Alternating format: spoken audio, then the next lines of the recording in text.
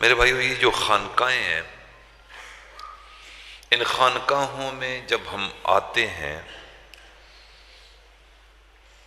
ان کے ساتھ جڑتے ہیں، مشائخ کی صحبت اختیار کرتے ہیں،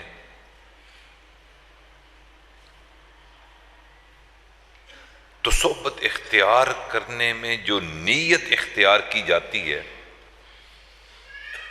وہ نیت یہ ہوتی ہے کہ ہم نے اپنے محبوب رب کو ہر حال میں راضی کرنا ہے۔ یہ مقصد اولین ہوتا ہے خانقاہوں میں آنے کا، بزرگوں کی صحبت اختیار کرنے کا۔ سب سے بڑا مقصد یہی ہے کہ ہم نے اپنے روٹھے رب کو منانا ہے۔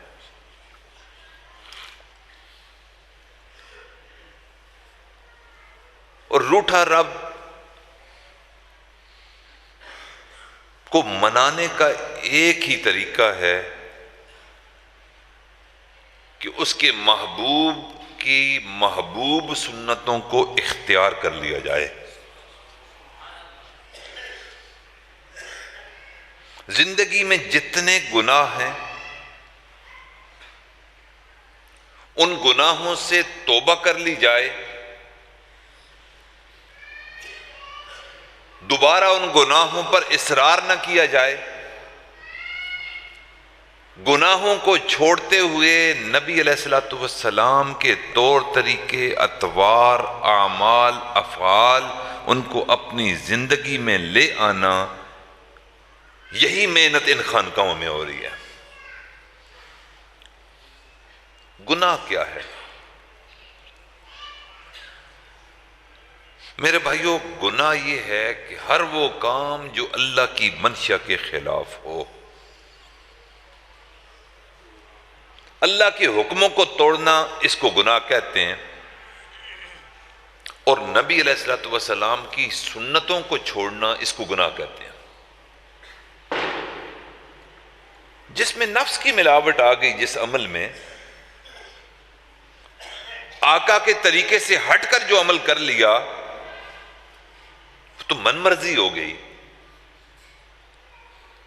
آقا کا طریقہ نکل گیا، رب کی منشا اور رضا اور اس کا طریقہ جو آقا نے بتایا اگر چھوڑ دیا، یہی تو گناہ ہے۔ اتباع کا مطلب کیا ہے؟ پیروی کرنا، قدموں پر چلنا، جو راستہ بتا دیا جائے اس راستے کو اختیار کر لینا، اسی کو تو اتباع کہتے ہیں۔ اگر اپنی مرضی اختیار کرنی ہے، اپنی رائے اختیار کرنی ہے، اپنے طور طریقوں کو افضل جاننا ہے، نبی صلی اللہ علیہ وسلم کے طریقوں کو خدا نخواستہ العیاذ باللہ یہ کہہ دینا کہ زمانے کے ساتھ مطابقت نہیں رکھتے، اس سے بڑی توہین کیا ہوگی؟ لا تقدمو کا مطلب کیا ہے؟ کہ اپنی رائے کو مقدم نہ کیا جائے نبی علیہ الصلوۃ والسلام کی رائے سے۔ جب آقا کی رائے آ گئی، یہی تو شریعت ہے، یہی تو نیکی ہے، یہی تو صراط مستقیم ہے۔ اپنے آبا کے راستے پر چلنا، یہ تو مشرکین مکہ بھی یہ کہتے تھے۔ اگر ہم بھی اسی پر اصرار کریں گے تو میرے بھائیوں، یہ نیکی نہیں ہوگی، بلکہ یہ دین میں اختراع ہوگی، اور ہر اختراع کا ٹھکانہ جہنم ہے۔ آقا نے ارشاد فرما دیا، مفہوم؟ ہر اختراع جو نیا طریقہ دین میں نکالے گا، وہ اپنا ٹھکانہ جہنم بنا لے۔ اس لیے میرے بھائیوں، گناہ والی زندگی سے رک جانا، ان خانقاہوں میں یہی ہم سیکھنے کے لیے آتے ہیں۔ میں نے ایک بندے سے پوچھا کہ یہ بتائیے کہ بیعت ہونے سے پہلے اور بیعت ہونے کے بعد اپنی زندگی میں کیا فرق محسوس کرتے ہیں، تو اس نے بڑی خوبصورت بات کی کہ بیعت ہونے سے پہلے گناہ کی شدت کا احساس نہیں تھا، لیکن جو ہی میں بیعت ہو گیا مجھے گناہوں سے حد درجہ نفرت ہو گئی. اور یہی ادھر سکھایا جا رہا ہے، یہی ادھر بتلایا جا رہا ہے. مشائخ کی صحبت میں آنے کا مقصد ہی یہ ہے کہ پورے جسم سے گناہ کا کھوٹ نکال دینے ہی کو تصوف کہتے ہیں، اسی کو طریقت کہتے ہیں. طریقت کوئی نئی چیز نہیں اختراع ہوئی. اعمال کے اخلاص کا نام طریقت ہے. عبادت میں مقام احسان کے اوپر جمع رہ کر اپنے رب کے حضور پیش ہونا، اسی کو طریقت اور تصوف تو کہتے ہیں. میرے بھائیوں، بدقسمتی سے ہم نے بے حیائی کے گناہ کوئی گناہ سمجھا ہے، جھوٹ کو گناہ نہیں سمجھا. بد نظری کو ہم نے گناہ نہیں سمجھا.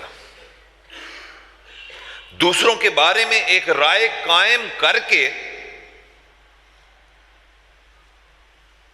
اپنے سینے کے اندر بغض کو پال لینا، اس کو ہم گناہ نہیں سمجھتے.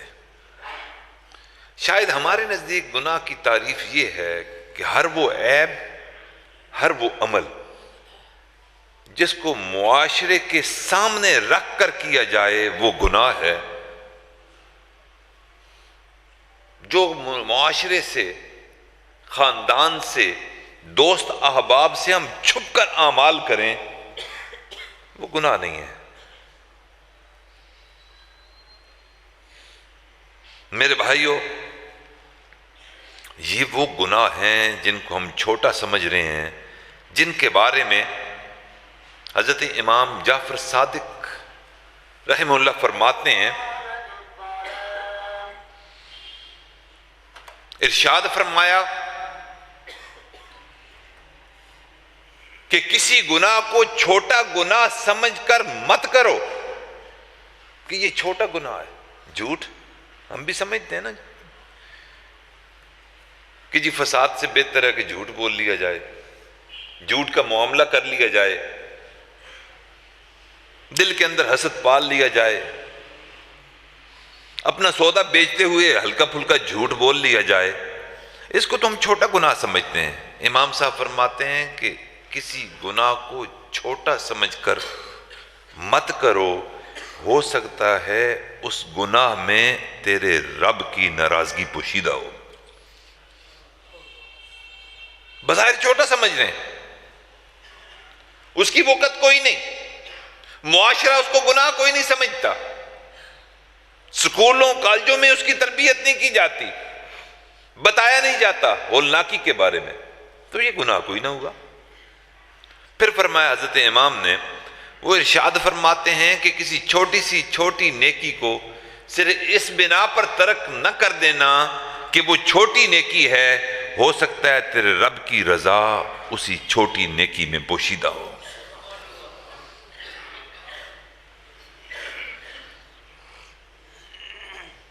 میرے مرشد اول تھے حضرت ابا جی رحمۃ اللہ کے بعد عاجز نے 2 بزرگوں سے بیعت کی ہے. پہلے حضرت مولانا بشیر احمد شاہ جمالی رحمہ اللہ سے بیعت کی، پھر اس کے بعد حضرت جی دامت برکاتہم سے بیعت کی.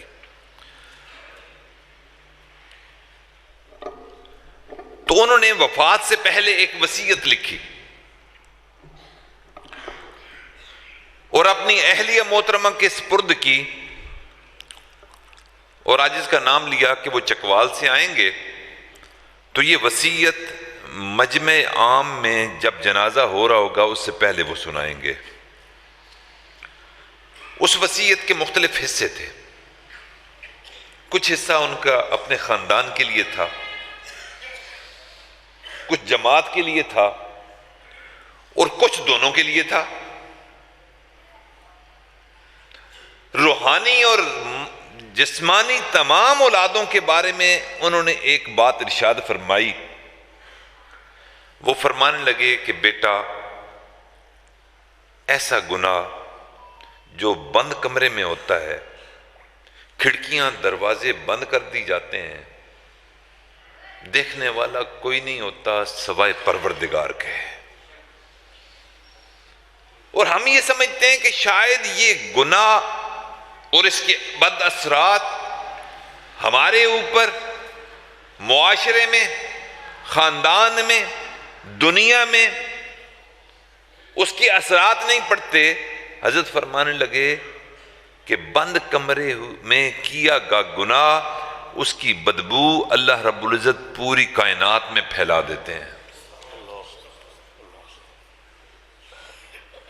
پھر فرمانے لگے کہ یہ بھی ذہن میں رکھیں کہ وہ نیکی، وہ اللہ کی عبادت جو آپ بند کمرے میں کر رہے ہوتے ہو، رات کی تاریکی میں کر رہے ہوتے ہو، بیوی بچوں کو کوئی نہیں پتا، لیکن علم رکھتا ہے تو کون رکھتا ہے؟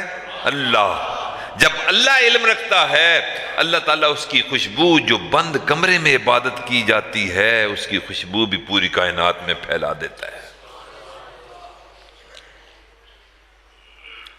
اور واقعی ایسی بات ہے. اللہ تعالیٰ ہمیں بند کمرے کے اعمال کو درست کرنے کی توفیق عطا فرمائے. میرے بھائیو، یہ جو چھوٹے گناہ ہیں، ان کی مثال چھوٹے پھوڑے جیسی ہے. تھوڑی سی مرہم لگائی، پھوڑا ختم. تھوڑا سا بڑا ہو جائے گا، سرجن کے پاس جانا پڑے گا، وہ کاٹ کے پھینک دے گا، پھوڑا ختم. لیکن اگر وہ پھوڑا سرطان میں تبدیل ہو جائے، کینسر ہو جائے، تو اس کا علاج تھرڈ لیول کا کوئی نہیں رہتا. یہ جو پھوڑے ہوتے ہیں، ان کی مثال گناہوں کی ابتدا ہے. ان کی مثال کچے دھاگے کی مانند ہے.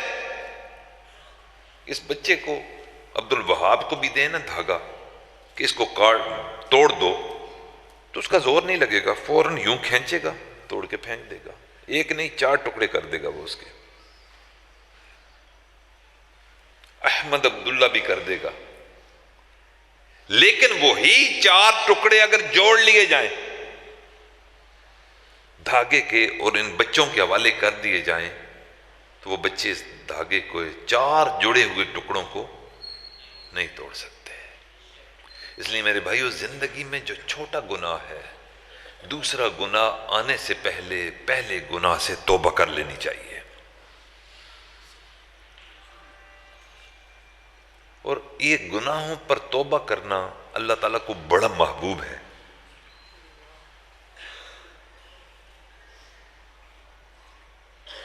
ایک حدیث کا مفہوم ہے، اللہ تعالیٰ ارشاد فرماتے ہیں، حدیث قدسی ہے، کہ اگر میری پوری مخلوق گناہوں سے توبہ تائب ہو جائے، نیک ہو جائے، آئندہ کے لیے گناہ نہ کرے، تو میں ایک اور مخلوق پیدا کروں گا جو گناہ کر کے دوبارہ توبہ کرے گی، پھر گناہ کرے گی، پھر توبہ کرے گی. اس گناہگار کا توبہ کرنا بنسبت نیک بندوں کے مجھے یہ محبوب ہے. اللہ اتنے کریم ہے.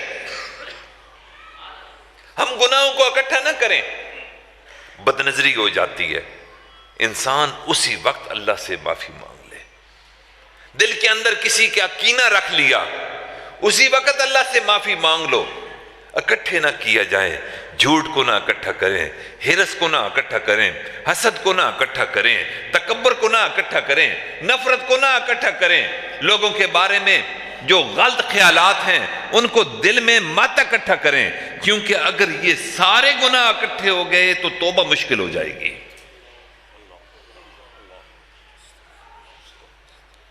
نبی علیہ الصلوۃ والسلام ایک دن یوں تشریف فرما ہے، صحابہ آپ کی مجلس میں موجود ہیں. ایک عمل کی مثال دینے لگا ہوں۔ نبی علیہ السلام فرماتے ہیں کہ بھائی دیکھنا، اس وقت جو مسجد میں داخل ہوگا، کسی نے اگر اس دنیا میں جنتی دیکھنا ہو تو اس کو دیکھ لینا۔ تھوڑی دیر بعد ایک صحابی تشریف لائے، تمام صحابہ نے اس صحابی کو دیکھا کہ نماز بالکل کھڑی ہونے والی ہے، بھاگم دوڑ پہنچے، انہوں نے وضو فرمایا، وضو کرنے کے بعد بھاگتے ہوئے نماز میں داخل ہوئے اور نماز میں شامل ہوئے۔ نماز پڑھنے کے بعد باقی صحابہ آقا کی صحبت پہ بیٹھ گئے، وہ نہیں بیٹھے، فوراً کام کے لیے نکل گئے۔ دوسرے دن پھر آقا نے ارشاد فرمایا کہ دیکھنا، اب جو بندہ گھر میں داخل ہوگا وہ ادھر مسجد میں داخل ہوگا وہ جنتی ہوگا۔ دیکھا تو وہی صحابی، تیسرے دن پھر فرمایا وہی صحابی۔ حیران ہوئے صحابہ کہ ہم ہر وقت آقا کی صحبت میں، اذان کے ساتھ ہی مسجد میں آ رہے ہیں، اذان سے پہلے آقا کی خدمت میں پہنچ جاتے ہیں، سنتے ہیں، پڑھتے ہیں، تکبیر اولیٰ کا دھیان رکھتے ہیں، لیکن آقا ان کو جنتی فرما رہے ہیں۔ ایک بڑے اولو العزم صحابی تھے، انہوں نے بہانے سے ان کے گھر میں چلے گئے، دروازے کو کھٹکھٹایا کہ مجھے کچھ مجبوری ہے، میرا دل یہ چاہتا ہے کہ میں آپ کے گھر 2-3 دن قیام کر لوں، 1-2 دن قیام کر کے میں واپس چلے جاؤں، اجازت ہے؟ تو انہوں نے کہا جی یہ تو میری خوش قسمتی ہے، آپ نبی علیہ الصلوۃ والسلام کے قرب والے ہیں، میرے گھر میں قیام کریں گے، میرے لیے اس سے زیادہ خوشی کی کیا بات ہو سکتی ہے؟ وہ جو لیٹ آنے والے صحابی تھے، انہوں نے کہا جی کہ میں رات کو تو آپ کی خدمت میں رہا کروں گا، دن میں مجھے جنگل میں لکڑیاں کاٹنی ہوتی ہیں اور میں وہاں جا کر کام کیا کروں گا، لیکن شام کو آپ کے پاس آ جایا کروں گا، میرے بچے آپ کی خدمت کر دیا کریں گے۔ میں نے کہا ٹھیک۔ اب وہ سوچ رہے ہیں اولو العزم صحابی کہ رات کس وقت وہ آتا ہے، وہ آئے، نماز پڑھی، کھانا کھایا ان کے ساتھ اور ساتھ ہی بستر چارپائی پر بچھایا اور سو گئے۔ اب ذہن میں یہ تو خیال آتا ہے کہ اللہ کے محبوب صلی اللہ علیہ وسلم اس کو جنتی کہہ رہے ہیں، کچھ تلاوت کرتے ہوں گے، کچھ استغفار کرتے ہوں گے، کچھ درود شریف پڑھتے ہوں گے، کچھ اعمال سونے سے پہلے والے کرتے ہوں گے، انہوں نے کیے ہوں گے، انہوں نے کر کے وہ لیٹ گئے، لیکن تہجد کے لیے بھی نہیں جاگے، صبح آخری وقت میں فجر کے لیے جاگے اور جا کر مسجد نبی میں نماز پڑھی۔ عجیب معاملہ۔ پوچھنے لگے کہ آپ مجھے یہ بتائیے کہ آپ کے خاص اعمال کیا ہیں جس کی بنا پر آقا کی نظروں میں آپ آ گئے؟ انہوں نے کہا میرا تو کوئی عمل نہیں۔ دوبارہ اصرار فرمایا، ایک ہی بات بولی، انہوں نے کہا کہ میں تمام گناہوں پر رات کو نادم ہو کر استغفار کرتا ہوں، اگر میں نے کسی کا کوئی حق رکھا ہو اس حق کو واپس کر دیا کرتا ہوں، جس سے میں نے معافی مانگنی ہوتی ہے جا کر پہلے معافی مانگتا ہوں پھر آرام کرتا ہوں۔ میرے بھائیو، یہ عمل ہماری زندگی میں ایسا آ جائے کہ دن بھر کے اعمال کا ہم محاسبہ کر لیں، سونے سے پہلے، رات کو سونے سے پہلے ہم دیکھیں کہ صبح جاگنے کے بعد سے لے کر رات سونے تک ہم کن کن لوگوں سے ملے، کیا کیا اعمال کیے، کیا کیا بدعمالیاں ہم سے سرزد ہو گئیں، بشری تقاضوں کے تحت کیا کیا خطائیں سر انجام دی ہم نے، ان سے معافی مانگ کر رات کو لیٹیں۔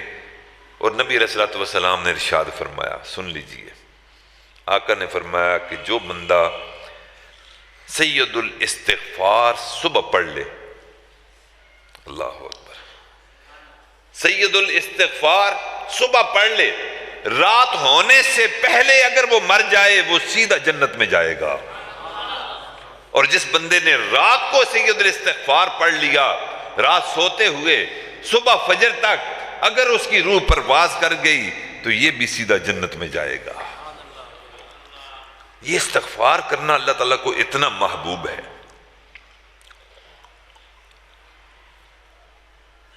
انشاءاللہ اس عمل کو ہم اپنی زندگی میں لانے کی کوشش کریں گے انشاءاللہ۔ اس لیے میرے بھائیو، یہ چھوٹے گناہوں کو چھوڑنا بہت ضروری ہے۔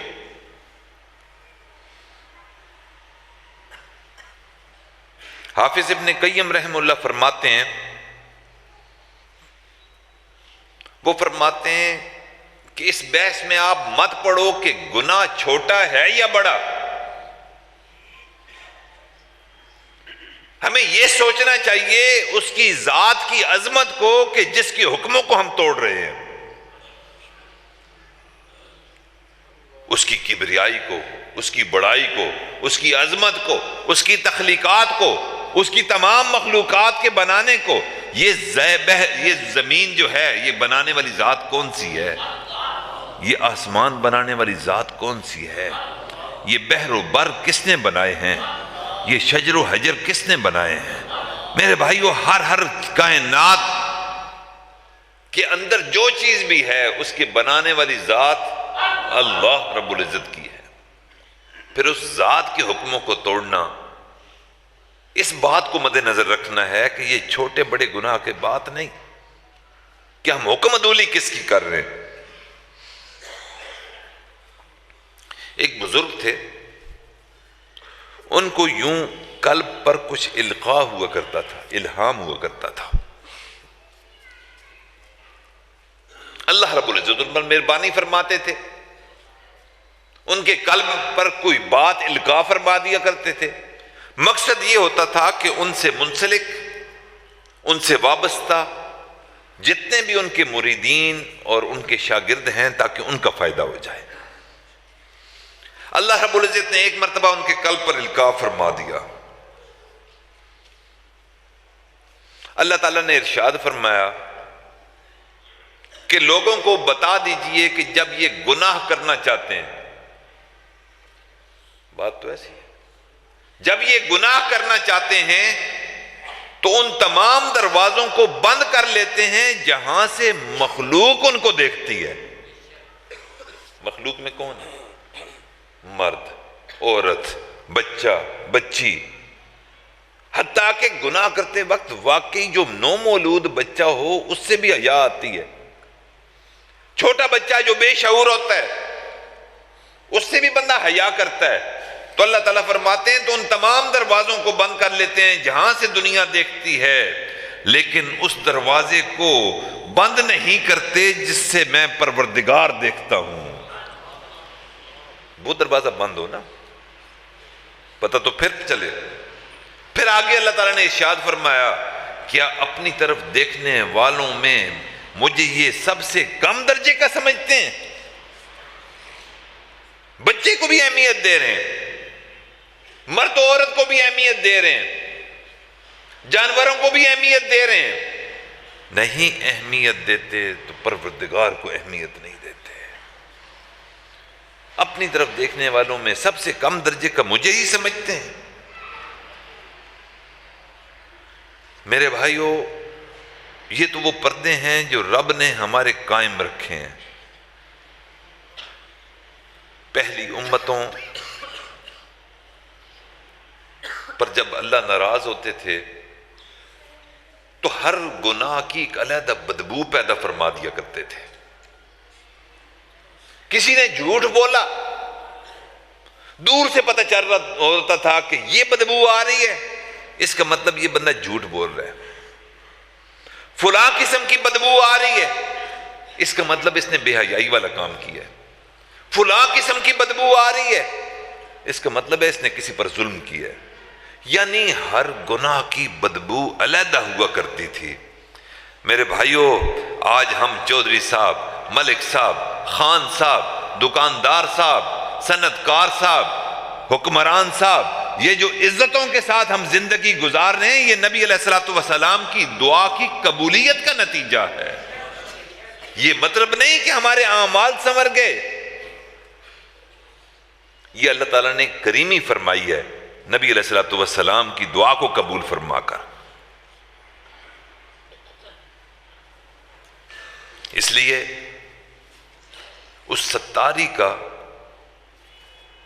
اس وفا کا اور اس پردہ پوشی کا تقاضا یہ ہے کہ ہم اللہ تعالیٰ کے حکموں کو ماننے والے بن جائیں، گناہ سے اپنی زندگی کو خالی کر لیں، چھوٹے بڑے سارے گناہوں کو چھوڑ دیں۔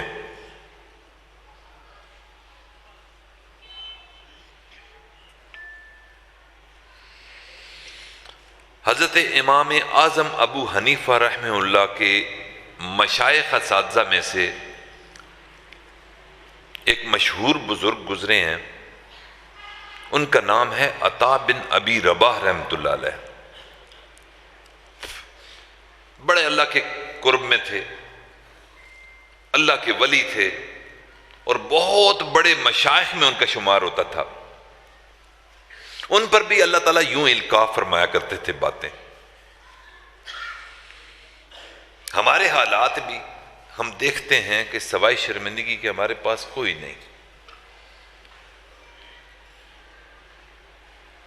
ہر روز شکوہ، اپنا نہیں، بدنظری کا نہیں، جھوٹ کا نہیں۔ کبھی ہم پریشان نہیں ہوئے حسد سے، کبھی ہمیں فکر دامنگیر نہیں ہوئی کہ ہمارے اندر ہرس ہے، کبھی ہم نے خیال نہیں کیا کہ ہمارے رویوں میں تکبر اور ریا ہے، کبھی ہم اس بات پر فکر مند نہیں ہوئے کہ ہمارے دل میں کینہ ہے۔ لیکن صحت خراب ہو تو پورے محلے کو پتا ہوتا ہے کہ آج چودھری صاحب کے سر میں درد ہے، آج خان صاحب کے مزاج ابتر ہوئے ہیں، اس کا مطلب یہ ہے کہ آج بی پی شوٹ ہوا ہے، آج شوگر لیول بلڈ میں بڑھ چکا ہے۔ ہر ایک کے سامنے تذکرے ہو رہے ہیں، آج طبیعت ٹھیک نہیں، آج طبیعت ٹھیک نہیں۔ یہ تو صحت کے معاملات ہیں۔ اب زمینداروں کی بات سن لیجئے، بہت کم لوگ ہوں گے جو چاول کی فصل پر، گندم کی فصل پر، کپاس کی فصل پر، گنے کی فصل پر اللہ کا شکر ادا کرتے ہوں۔ میں نے تو ہر بندے کو یہ سنا کہ پچھلے سال کی نسبت اس دفعہ گندم کم ہوئی ہے۔ وہ جو کپاس کی کوالٹی تھی نا، سنڈی نے خراب کر دی۔ اس دفعہ شوگر کرشنگ سیزن لیٹ ہو رہا ہے، اس کا مطلب یہ ہے کہ گنے کی فصل کم ہے۔ چینی کی قیمتیں آج کل بڑھ رہی ہیں، ہر بندے کی زبان پر مہنگائی مہنگائی مہنگائی۔ میرے بھائیوں غور سے سن لیجئے، یہ مہنگائی کا شکوہ رب کا شکوہ ہے۔ کیا پہلے آپ کما کر اپنے بچوں کا پیٹ پالتے تھے، یا اب آپ کو اپنا حصہ کمائی کا زیادہ ڈالنا پڑ رہا ہے؟ رب رازق نہیں رہا۔ یہ جو حالات کا شکوہ ہوتا ہے نا، ان الدہر هو اللہ، لا تسبوا الدہر ان الدہر هو اللہ، کہ زمانے کو، حالات کو برا مت کہو۔ یہ جو زمانہ ہوتا ہے یہ اللہ ہوتا ہے۔ ہر طرف دیکھیں کوئی نہ کوئی شکوے ہیں۔ وہ جی ان ایمپلائمنٹ بہت زیادہ ہو رہی ہے، بے روزگاری بڑھ رہی ہے جی، گورنمنٹ نے نوکریاں دینی تھی، نہیں دی جی، نہیں دی۔ گورنمنٹ نے کہا تھا کہ ہم غریب کی زندگی کو آسان کریں گے، انہوں نے تو اجیرن کر دی جی۔ اللہ کہتا ہے کہ نہیں، حکمران اجیرن نہیں کرتے، تمہارے اعمال تمہاری زندگی اجیرن کرتے ہیں۔ حکمران تمہارے بارے میں فیصلے نہیں کرتے، تمہارا رویہ تمہارے رب کے ساتھ کیا ہے یہ فیصلے کرواتا ہے۔